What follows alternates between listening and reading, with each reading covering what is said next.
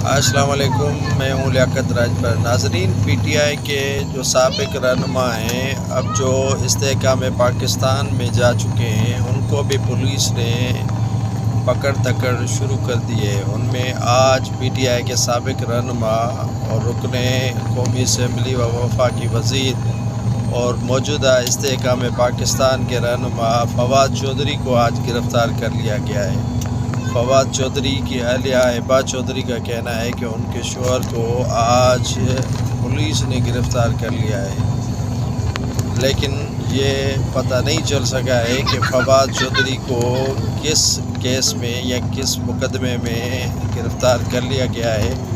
لیکن P T I کے رہنماؤں کی گرفتاری کے بعد اب استحکام پاکستان کے جو رہنما ہیں ان کو بھی گرفتار کرنے کا سلسلہ شروع ہو چکا ہے۔ اب کسی کو بھی یہ نہیں لگ رہا کہ استحکام پاکستان میں جائیں یا پی ٹی آئی میں رہیں، لیکن ان کو آہستہ آہستہ 9 مئی کے واقعات میں گرفتار کرنے کا سلسلہ شروع کر دیا گیا ہے۔